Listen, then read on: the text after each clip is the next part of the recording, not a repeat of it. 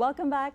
Moving on to our Future Affairs Spotlight. Today, of course, we're taking a look at labour markets. And this is, of course, in light of the migrant worker quota temporarily being discontinued. It's really timely now to break down impacts on affected industries and, of course, preparing the Malaysian workforce to fulfill sectors affected with these labour shortages. Joining me in the studio is Sharfadeen Abdul Hamid, Secretary with PIKAP, the Malaysia National Association of Employment Agencies. Sharfadeen, welcome to studios. How are you doing this morning? Thank you, Tamina. All right, amazing. Thank you for having so, me. tell me a little bit about how the Human Resources Ministry has actually, even though they've temporarily suspended this quota for migrant workers, and at the same time, we've only had about 20% arrival for the approved migrant worker quotas. Tell us about PIKAP's perspectives on how this is actually going to be impacting the sectors most feeling this crunch. Yeah, thank you, Tamina. If you look at the scenario, in 2022, we have received 316,000 workers from overseas. But when it comes to 2023, the minister has approved 995,000. But the thing is that although the quota has been given 995,000, but the arrival period, the quota says that they have to bring in 1.5 years' time. Correct. So probably the industry players, they are taking some time to bring in the foreign workers, which is not good. So the reason why the minister put a temporary suspension is because, and he's worried in a sense. So far 995,000 have been approved within 3 months, but the arrival is far low, you know, and if he's going to, if he continue to approve further, that will become out of proportion. You know, as a calculated risk, he has put a stop to it. But as of today, just to let you know, and the Bangladeshi workers have attested in the embassy 226,000, but arrival has been 126,000 plus. Yeah. So, but when it comes to, although the 126,000 has came in, but it don't seem to be not enough compared to 995,000. And at the same time, there are some industries still they are asking for some quota. Probably, I believe that in 995,000, these industries are not included. So they are looking for new quota. And if we do not give them the quota, in our opinion, the minister, if can, would be able to consider to give them some quota so that these small, medium industries can survive. Now, Sharfadeen, of course, SMEs are the lifeblood of the entire Malaysian economy as well. But at the same time, PIKAP's perspectives on impacts to major industries which are also dependent on migrant labor. This, of course, includes plantations, construction, manufacturing, as well as agricultural sectors, which are also feeling the impacts, especially since the pandemic lockdowns had eased more than a year and a half ago. Yeah. During the pandemic, a lot of foreign workers, they have already gone back because of the uncertainty when is the industry is going to open. So when after the pandemic, when the business and the industry is open, they are short of foreign workers. As we can look back, we have been dependent on foreign workers for the past 40 to 50 years back. Yeah, that's correct. Because of the 3D jobs, our Malaysians, they are not prepared to take up the job.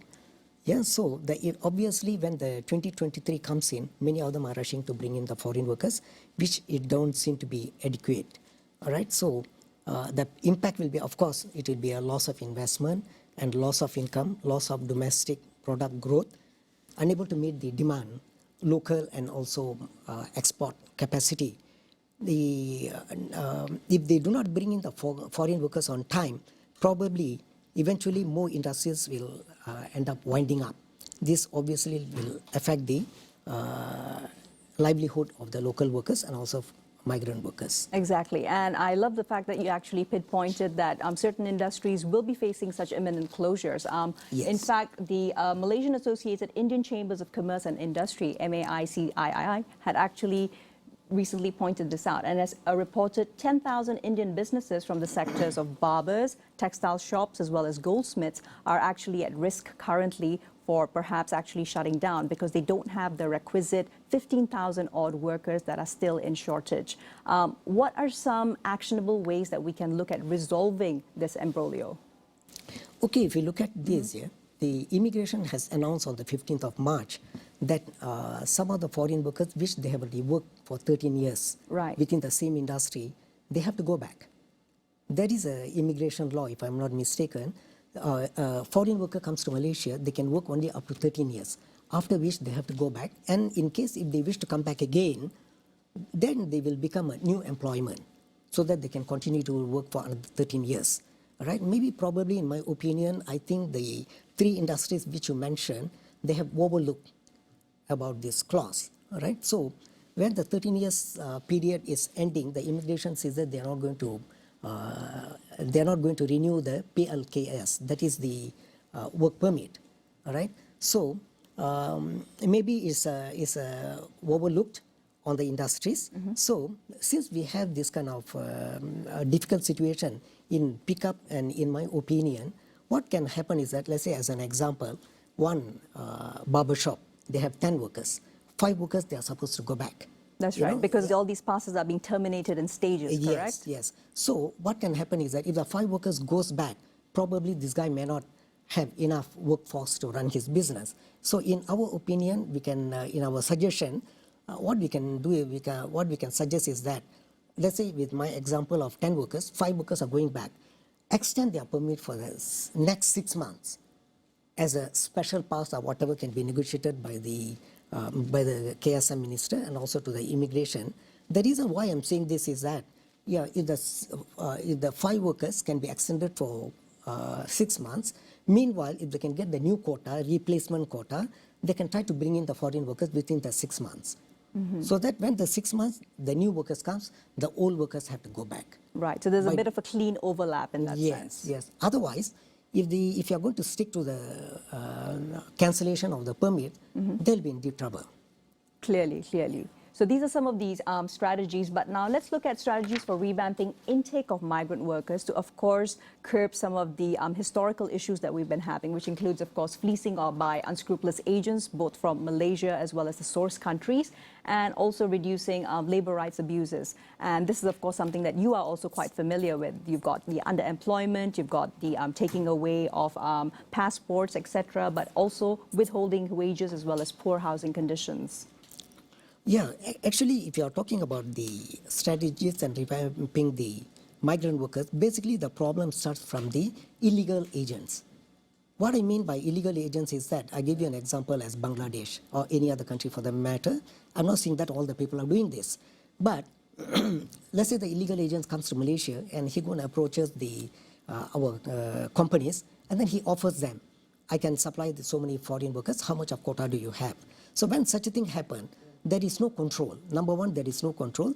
There is no welfare and protection of the foreign workers.